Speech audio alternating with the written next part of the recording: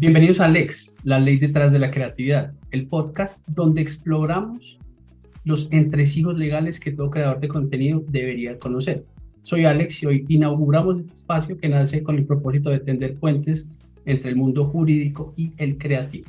En nuestro primer episodio tenemos el honor de contar con Valentina Soto, una destacada abogada especializada en derechos de empresa, cuya experiencia nos guiará a través de los aspectos legales fundamentales para los empresarios digitales. Comencemos. Valentina, antes que nada, pues queremos darte la más calurosa bienvenida a nuestro podcast. Es un verdadero privilegio contar contigo en este primer episodio. Hola Alex, no, muchas gracias a ti por la invitación. Realmente me encanta participar en los espacios y me siento muy honrada de poder ser la primera invitada de tu podcast. Estoy feliz de estar acá. Bueno, entremos en materia.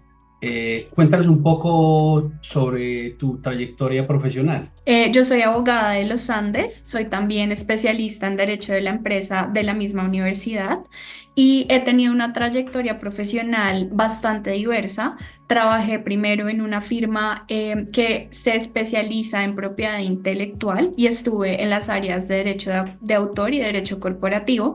Entonces tuve la oportunidad muy interesante de ver cómo la propiedad intelectual se une con ese entorno corporativo y casi que con la estrategia de negocio de cualquier empresa. Y fue ahí donde, digamos que se me abrió un mundo de preguntas interesantes y como el deseo de volverme una abogada integral. Porque el tema de la propiedad intelectual y otros que ya te voy a mencionar se me hacen muy apasionantes. Pero sin embargo, yo siempre he querido ser una abogada que entiende la actividad empresarial, el negocio, la estrategia y que te pueda dar como una estrategia macro que involucre diferentes áreas del derecho comercial. Entonces, digamos que este fue el primer paso que me permitió entender esa intersección. Luego estuve en una firma que se especializaba en temas de protección de datos, que también es otra arista súper importante y que hoy en día se combina, por ejemplo, en toda la producción audiovisual, en redes sociales. Tú tienes una unión de los dos temas, tienes propiedad intelectual, tienes privacidad. Y es un tema que hoy en día casi que todas las industrias, todas las empresas se interesan por ella, ya sea porque la norma se los exige o como una buena práctica que también te exige el mercado. Entonces, eso también, digamos que es una rama apasionante en la que tuve la oportunidad de trabajar. Estuve también como consultora un tiempo en una empresa que trabajaba con diferentes gremios público-privados, entonces también estuve un poquito enfocada en temas de política pública. Y finalmente estuve como líder del área legal de una empresa de servicios de educación que originalmente es peruana, pero que lleva ya 6 años en Colombia y tiene presencia también en México, Ecuador y pues está en, digamos que en expansión en el territorio latinoamericano. Entonces fue una experiencia muy interesante porque allá tuve la experiencia de construir el área legal, de ver, digamos, ya el mundo empresarial dentro de una empresa específica, viendo todas las aristas del derecho comercial y ayudando a un negocio a crecer y a lograr sus objetivos de crecimiento acelerado. Entonces fue también una experiencia súper enriquecedora y trabajé en esta empresa hasta el principio de este año y ya ahorita me mudé a España para hacer un MBA. Entonces estoy iniciando esta formación.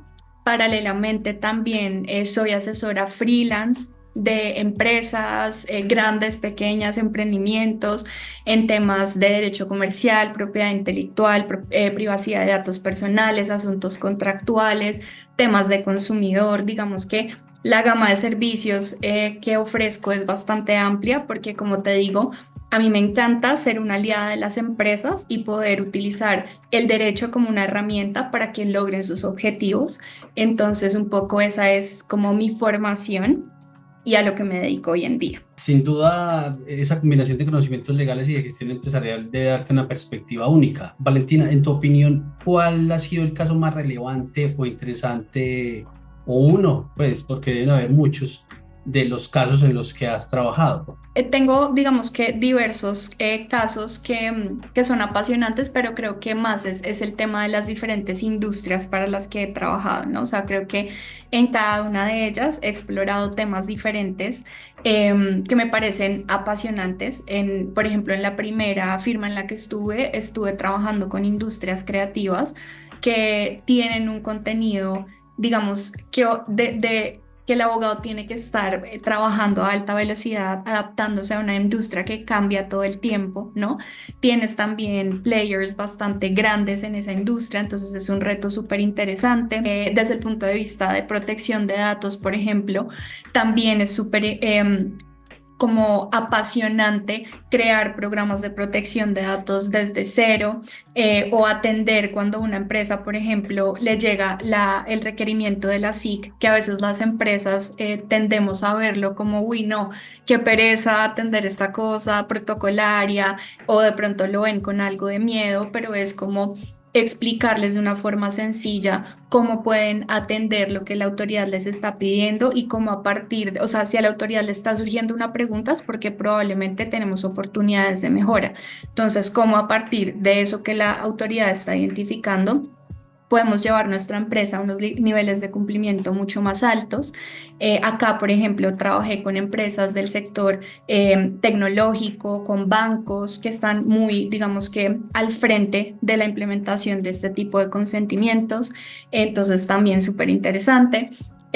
También trabajé, como te menciono, en el sector educación, entonces es como, por ejemplo, protejo los derechos de los menores, su información, al tiempo que tengo como esta visión empresarial de también cumplir unos objetivos que son claramente de una empresa que no es sin ánimo de lucro, ¿no?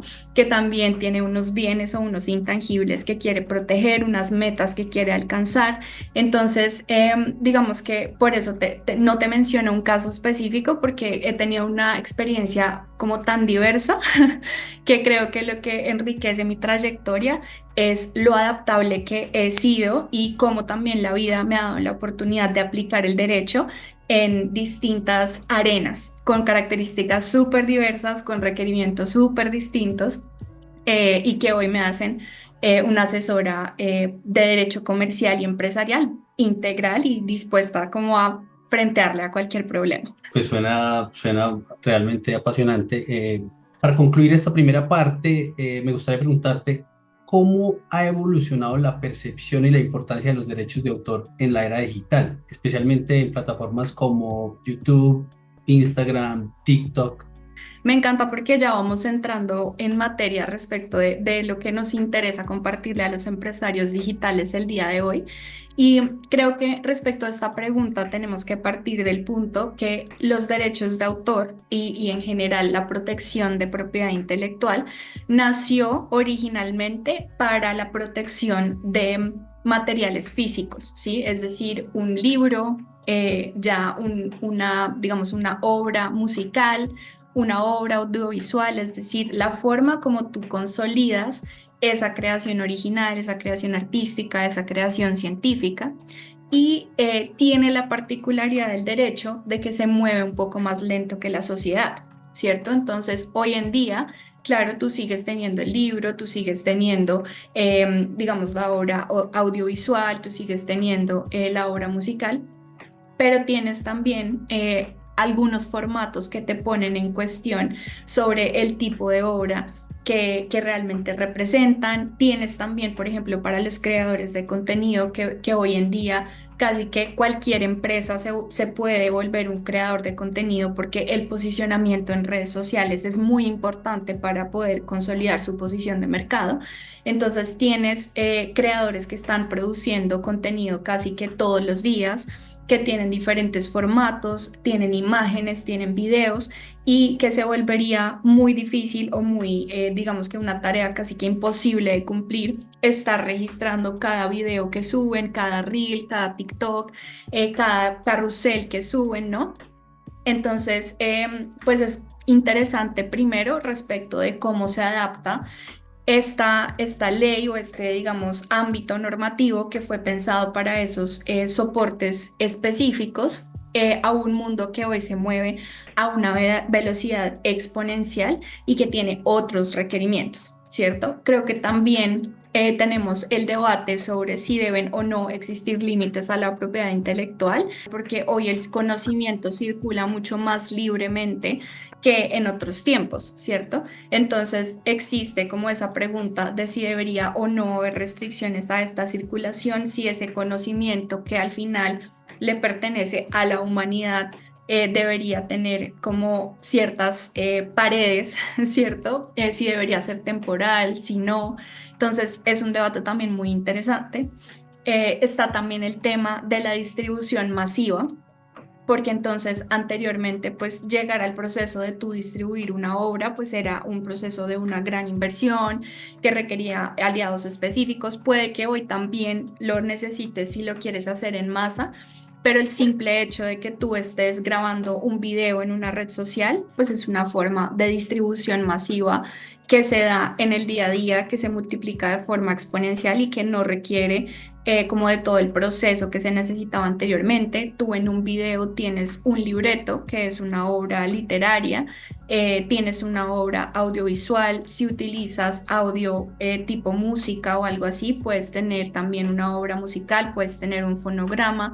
Si tienes, por ejemplo, si son esos videos que adicionalmente tienen un componente de diseño gráfico, puedes tener también otro tipo de obras más asociadas a imágenes. Entonces, es un reto también cómo tú aterrizas esa rama normativa o ese grupo de normas y herramientas que tenemos en el derecho frente a una creación que se puede distribuir de manera exponencial, de manera rápida y que tiene tantos elementos. Tienes también el rol de las plataformas en donde se publican estos contenidos y tienes el debate sobre cuál es su responsabilidad, porque ellos son intermediarios, ¿cierto? No son ni el que está subiendo el contenido ni el que lo está creando, pero deben enfrentar una responsabilidad por ser quienes alojan el contenido, ¿cierto? Esa responsabilidad, por ejemplo, está en los sistemas que construyen para determinar si hay o no infracciones de propiedad intelectual, pero sabemos que esos sistemas no funcionan sin margen de error. Entonces también es una discusión sobre cuál es el rol de esas plataformas. Entonces creo que lo más interesante es ver cómo ha cambiado el derecho, cómo se ajusta a una realidad que existía hace, digamos, varios años cuando las normas de propiedad intelectual fueron adaptadas. Por ejemplo, en Colombia, la ley de derecho de autores de los años 80. Entonces, imagínate todo lo que ha pasado y cómo una industria de creación de contenido digital reta a una norma que fue creada hace más de 30 o 40 años. Entonces, eso creo que es lo más interesante. Y creo que aunque existe una mayor conciencia pública sobre la existencia y el valor de estos derechos, lo cual le permite a empresarios y creadores de todos los tamaños también acceder de manera más fácil a la protección de sus creaciones. Y de esa misma manera también proteger la inversión que hacen en trabajo, en tiempo y en dinero para desarrollar esas creaciones, pues también está como ese tema que se puede generar en las redes de la desinformación, del uso de contenidos protegidos sin autorización de su titular. Entonces, creo que hay mucho por discutir y por hacer desde el campo de la propiedad intelectual, y por eso es un campo que es tan apasionante en el mundo de hoy. Estoy totalmente de acuerdo, pero digamos que hay muchos creadores de contenido que no están familiarizados con, pues, con los derechos de autor, o sea, simplemente van tomando como todo por ahí sin pensar, ¿cierto? ¿Qué consejos prácticos les darías para proteger sus obras desde el inicio? O sea, con un consejo como, sí, muy práctico. Ahí yo lo primero que les diría es no pensar solamente en derecho de autor, sino considerar también otras aristas como lo es la protección de su marca y temas de consumidor y de competencia. ¿Por qué? Lo primero es que al final un canal de YouTube, una página de Instagram o de TikTok tienen una identidad con la cual los usuarios los identifican en el mercado y por lo tanto tienen el potencial de desarrollar marcas. Y esto se vuelve aún más importante si son perfiles o cuentas que venden productos o servicios. Muchos de los creadores de contenido que, por ejemplo, hacen contenido o alianzas con otras marcas, ahí están brindando un servicio también. Entonces, qué interesante como a través, por ejemplo, de un nombre o si creas un logo, los usuarios de las redes sociales empiezan a identificar esos servicios que tú ofreces con una procedencia empresarial. Los empiezan a identificar contigo específicamente como creador.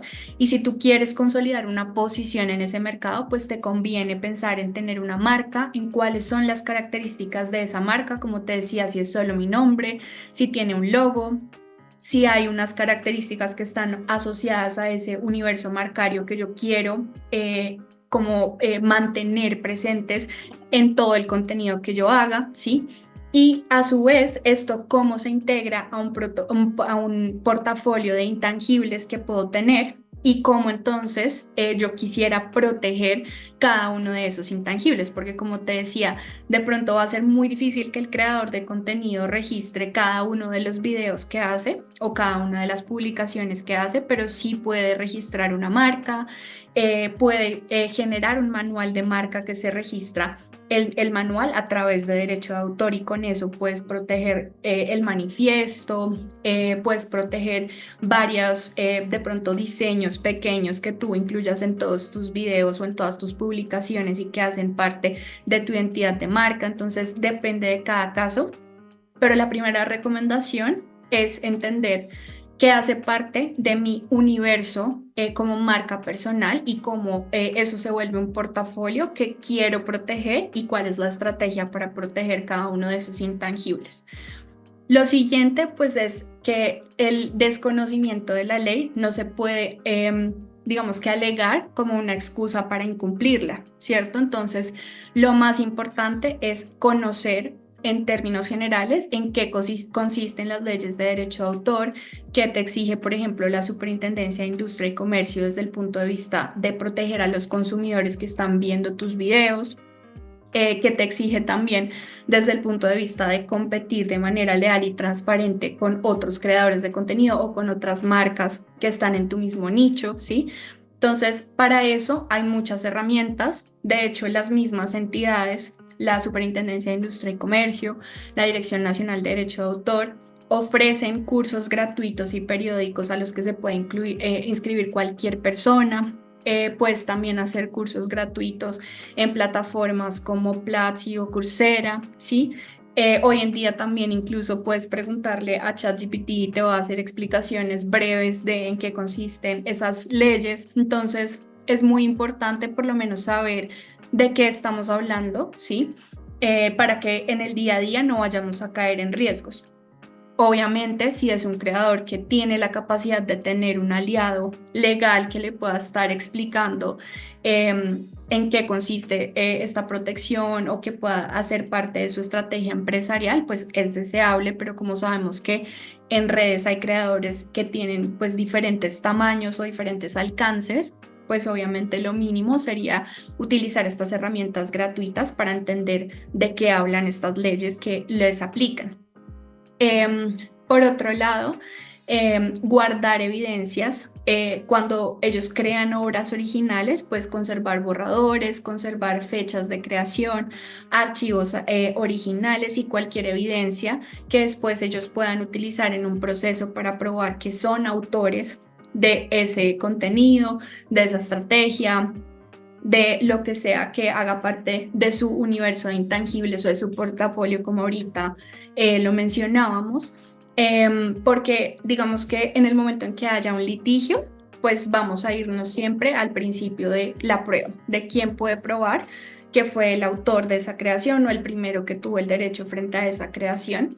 Entonces, por eso es muy importante guardar evidencias de esa creación. También sirve muchísimo utilizar avisos de derecho de autor o de marca registrada cuando suben los contenidos, porque aunque no lo creamos, sí es un disuasor para posibles terceros que quieran aprovecharse de esa reputación empresarial, de esa reputación en redes o que quieran simplemente tomar el contenido sin hacerlo de manera legal. Es un disuasor que vean que es una persona que primero está informada sobre sus derechos y segundo, que tiene sus bienes intangibles registrados.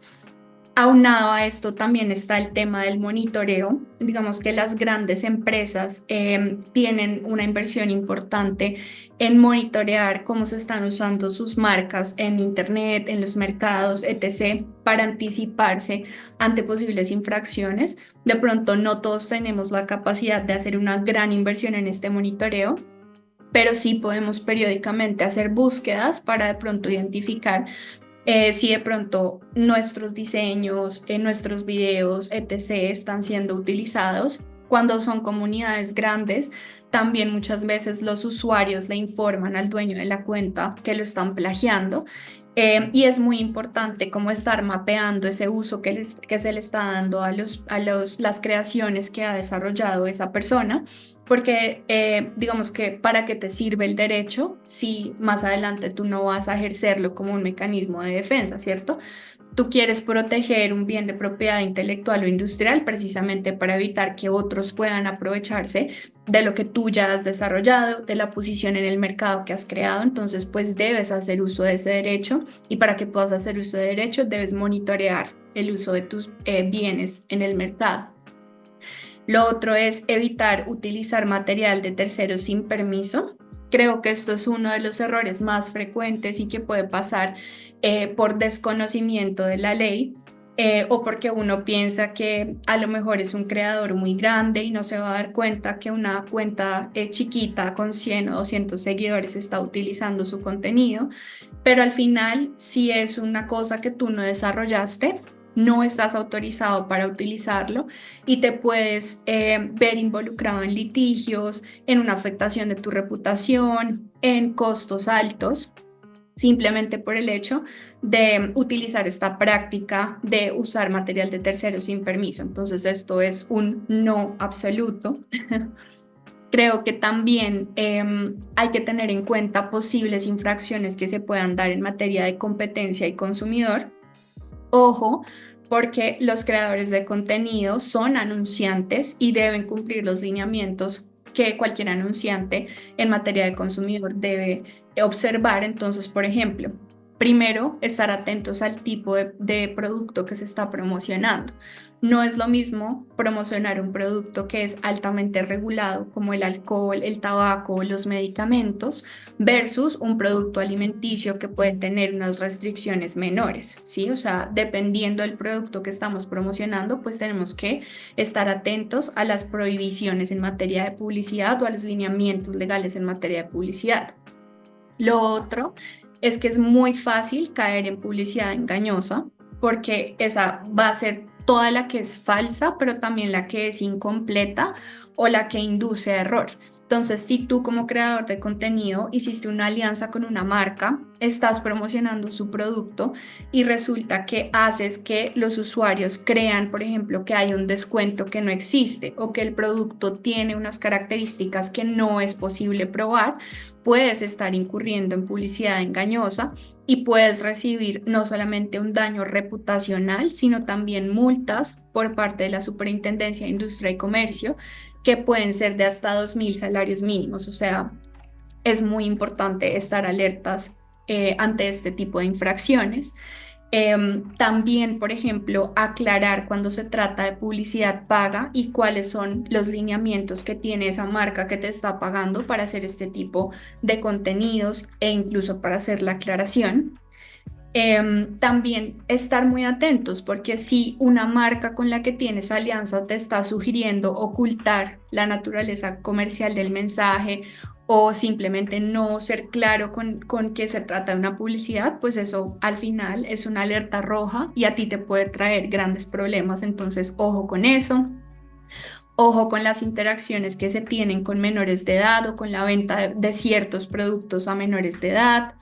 Y finalmente también, pues ojo con realizar comparaciones o afirmaciones que no son comprobables respecto de otros creadores de contenido, respecto de personas públicas, respecto de otras marcas competidoras, porque aquí también podríamos incurrir en conductas de competencia desleal y todo esto pues puede llevarnos a escenarios de litigio, a escenarios donde tengamos que indemnizar a ese tercero afectado o como les mencionaba, a sanciones que resultan bastante pues onerosas y que son impuestas directamente por la Superintendencia de Industria y Comercio. Entonces, en resumen, mantenerse informados, comprender en términos generales lo que implica la normativa y estar muy atentos para seguir todos los lineamientos de la normativa en el diferente contenido que generamos en redes. Valiosísimo todo lo que nos dices, pero digamos, devolviéndome un poco y centrándonos en el contexto colombiano, la pregunta sería, ¿es necesario registrar una obra para que esté protegida por derechos de autor en Colombia?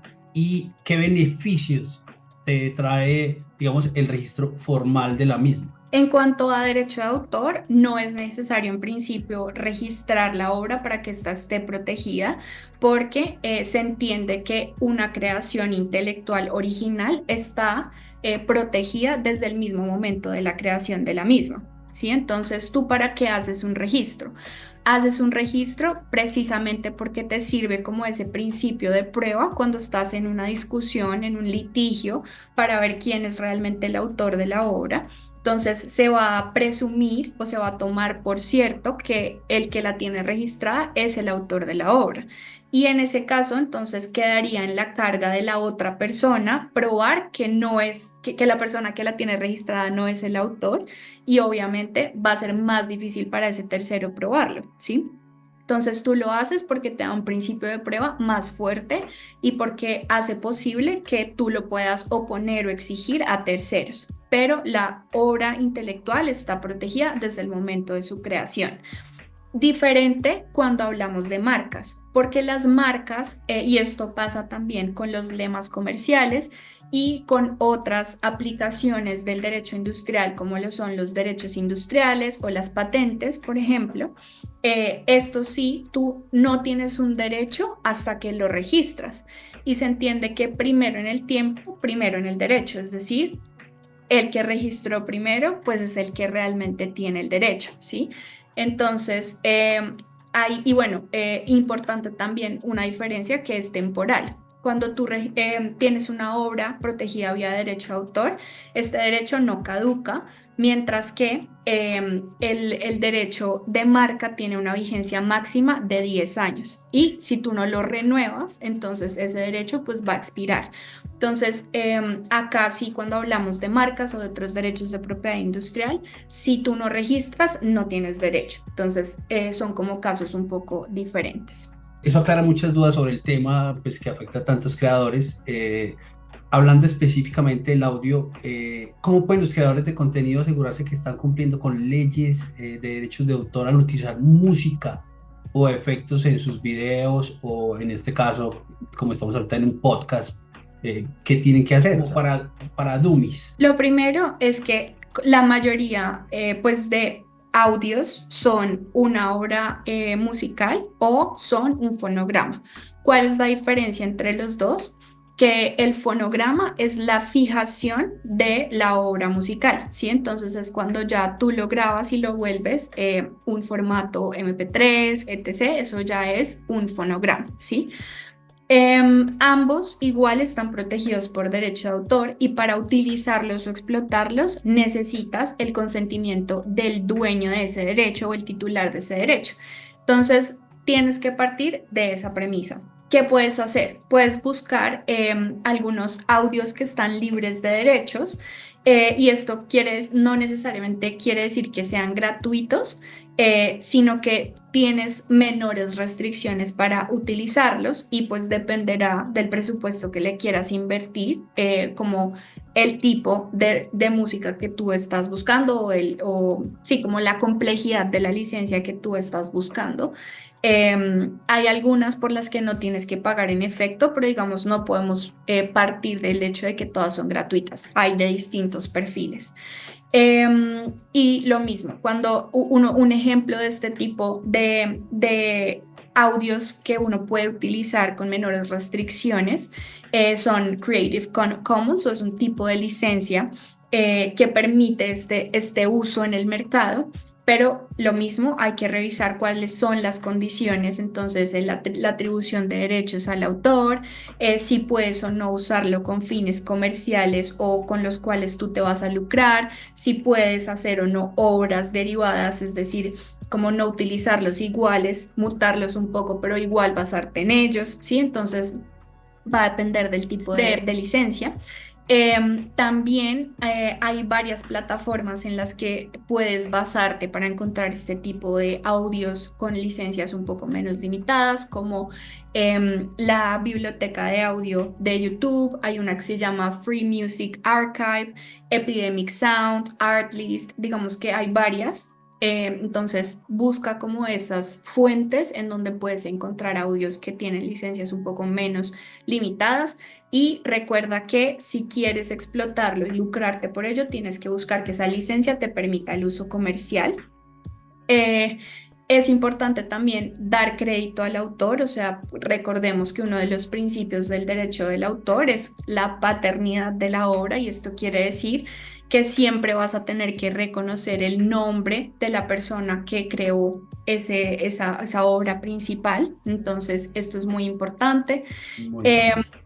Recordemos siempre no utilizar, o sea, no partir de la premisa de que, por ejemplo, porque está en redes, porque es corta, la puedes usar sin autorización. Si eres alguien que lo va a hacer de manera profesional, si tienes una plataforma que vas a estar alimentando constantemente, pues es importante que no asumas y no caigas en esta práctica. Puedes aprovechar también las herramientas que tienen las mismas plataformas integradas como YouTube, como Instagram, que te van digamos que a mostrar si el contenido que estás usando es o no protegido. Lo otro es, como decíamos un poco antes, es documentar todo, porque igual en el futuro puede haber debates y se va a volver un tema probatorio. Entonces guarda los recibos si la licencia, pues si tú pagaste por ella, conserva capturas de pantalla de los términos de uso, si alguien te firmó un permiso por escrito, guárdalo. Y obviamente si puedes, pues asesórate con un experto para que puedas, digamos que, hacer como una estrategia de acuerdo con las necesidades que tú tengas y la frecuencia con que vas a utilizar ese tipo de obras. Esta información seguramente será muy útil para creadores de contenido, podcasteros, los llamaría yo. Bueno, pero entonces ahora pasemos a un tema muy actual. ¿Qué riesgos legales existen al utilizar contenido generado por inteligencia artificial, como música, guiones, para la producción de contenido digital? Mira que hay un punto muy interesante, y es que el derecho de autor está diseñado para las creaciones intelectuales.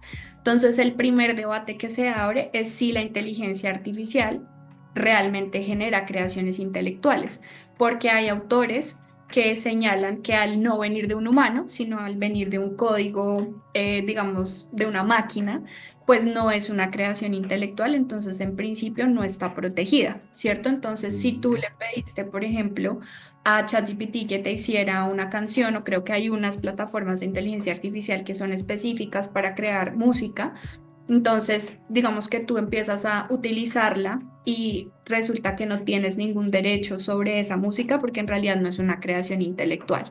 Entonces, eso Mm. es lo primero. Lo segundo es que cuando tú le pides a la inteligencia artificial, tú no sabes cuáles son las fuentes, porque al final la inteligencia artificial está arrastrando datos de algún lado, ¿sí?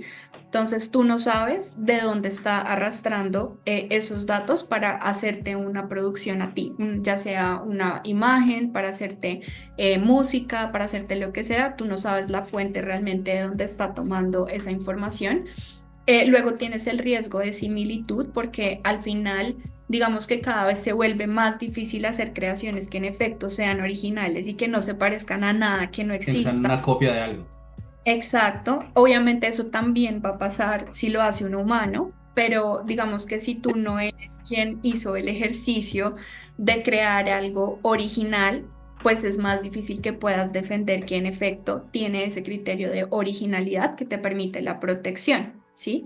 Entonces, la recomendación es: la inteligencia artificial es una herramienta que puede ser un apoyo, te puede brindar ideas, puede ayudar de pronto a destrabar un bloqueo creativo que puedas tener, pero la sugerencia es no basarte exclusivamente en un producto de la inteligencia artificial, porque ya cuando lo empieces a explotar es muy probable que tengas debates sobre qué tan original o qué tan...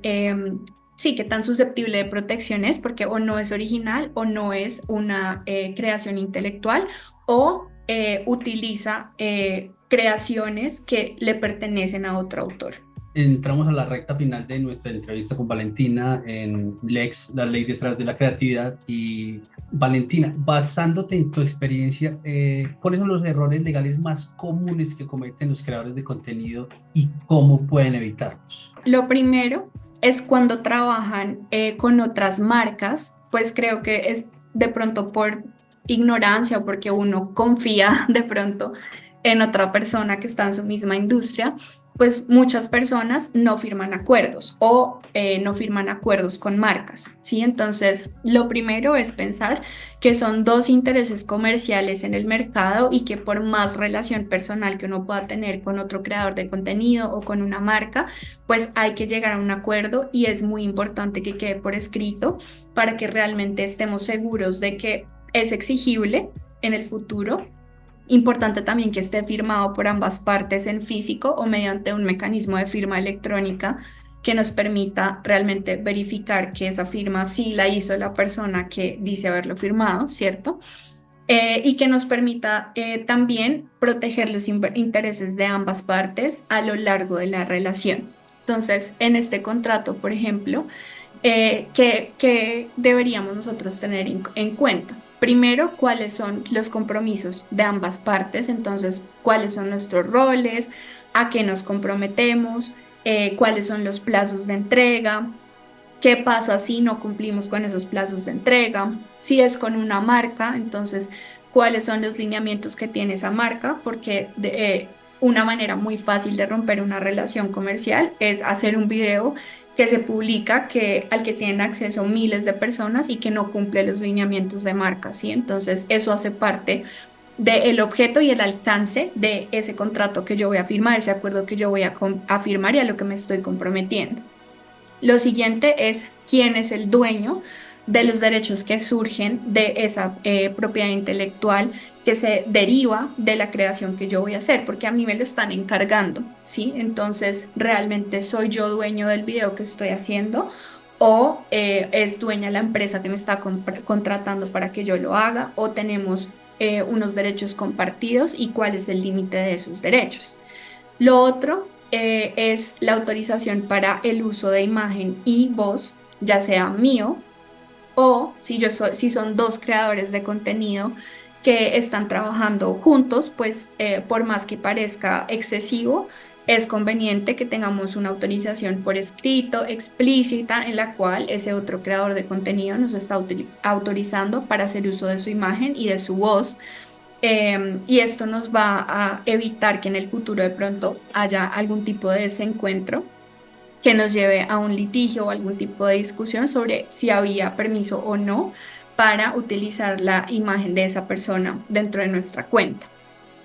Confidencialidad, porque de pronto hay temas de la negociación que son privados, cuánto se le está pagando al creador de contenido por hacer el video, los tiempos, hay un montón de elementos particulares del acuerdo y de cómo se llegó a ese producto final que es el video, que no necesariamente son de conocimiento público y no tienen por qué serlo, entonces seguramente una cláusula de confidencialidad, cuáles son las condiciones comerciales, o sea, si me van a pagar, cuánto me van a pagar, dónde me van a pagar. Hay intercambios por producto o algún tipo de pago que no es en dinero, sino que puede ser en especie o por comisión de ventas o algo así. Entonces, ¿cómo va a funcionar realmente ese intercambio? Si la marca, por ejemplo, nos está pidiendo que utilicemos un audio específico, un logo, etc., tiene esa marca los derechos para utilizar eso que nos está pidiendo que utilicemos, o si nosotros queremos publicarlo en otra red, o sea, por ejemplo, nos contrataron para Instagram y nosotros queremos publicarlo adicionalmente en TikTok, podemos o no hacerlo. Duración de ese acuerdo, forma de finalizar el acuerdo. Si, por ejemplo, no sé, hay un asunto de fuerza mayor y nos tenemos que salir del acuerdo, que representa incumplimiento, exclusividad si aplica, porque, por ejemplo, de pronto a mí me interesa contratar a un creador de contenido y ser la única marca en mi segmento que trabaja con ese creador. El creador podrá determinar si acepta o no esa exclusividad y si, por ejemplo, cobra un poco más por ese derecho de exclusividad, pero entonces pues eso tendrá que quedar pactado en el contrato. Y obviamente pues el manejo de conflictos, cómo vamos a hacer, si hay un conflicto entre nosotros, cuál es el tribunal que lo va a conocer, lo vamos a resolver en qué ciudad. Si yo, por ejemplo, estoy viviendo en España o si estoy viviendo en Estados Unidos, aplica la legislación colombiana o la legislación de donde yo estoy viviendo. Entonces, todo eso, súper importante. O sea, primera recomendación, los contratos y todos los acuerdos por escrito. Lo otro, como les decía, pues es estar seguros que todo el contenido que estamos utilizando, pues tenemos los derechos y las licencias abiertas para poderlos utilizar, que contamos con autorizaciones de uso e imagen y en general estar informados sobre la ley y asegurarnos que estamos cumpliendo con todos los parámetros que le aplican a ese contenido que nosotros estamos generando. Todo muy interesante. Ya para cerrar nuestra conversación, ¿qué mensaje final les darías a los creadores de contenido en Colombia para que puedan combinar su creatividad con una gestión legal adecuada? Lo primero que yo quisiera transmitirles es que esto es un tema que se debe volver parte de su estrategia empresarial del día a día. No importa si son creadores pequeños, si son creadores ya bastante reconocidos, esto es un tema que nunca sobra, ¿sí? Y que les va a permitir, por un lado, no entrar en disputas legales que pueden afectar su reputación, que les pueden salir bastante costosas, les puede evitar sanciones por parte de la autoridad que protege a los consumidores, los datos personales, la competencia, que es la SIC. Entonces, les evita problemas, ¿cierto? Que al final son problemas que los impactan monetariamente y que les impiden lograr sus objetivos comerciales y de mercado. Y por otro lado, pues les permite también consolidar unos activos intangibles que se vuelven valiosos, como una marca, como un nombre, como un lema comercial, que empiezan a hacer que los usuarios y los consumidores los puedan distinguir fácilmente en el mercado y que puedan también asociar ciertos productos o servicios con esa procedencia empresarial. Entonces, piensen en la creación de contenido como una empresa y traten de seguir los parámetros legales y el consejo legal para que no vayan a tener ni problemas por un lado y para que por el otro puedan sacarle el máximo provecho a esos intangibles que ustedes van a ir construyendo a medida que se posicionen como creadores de contenido. Ha sido un verdadero placer contar contigo en este primer episodio. Tus conocimientos y consejos sin duda serán de gran valor para todos nuestros oyentes. Muchas gracias por compartir tu experiencia con nosotros. Y pues nada, así llegamos al final de nuestro primer episodio de Lex, la ley detrás de la creatividad. Queremos agradecer especialmente a Valentina por su valiosa participación y a todos ustedes por acompañarnos. Si tienen preguntas sobre los temas que hemos tratado hoy, pueden dejarnos sus comentarios en nuestras redes sociales o escribirnos al correo que aparece en pantalla. No olviden suscribirse a nuestro podcast para no perderse ningún episodio. En las próximas entregas seguiremos explorando temas legales relevantes para creadores de contenido con más invitados especializados. Soy Alex y esto ha sido Lex, la ley detrás de la creatividad. Hasta el próximo capítulo.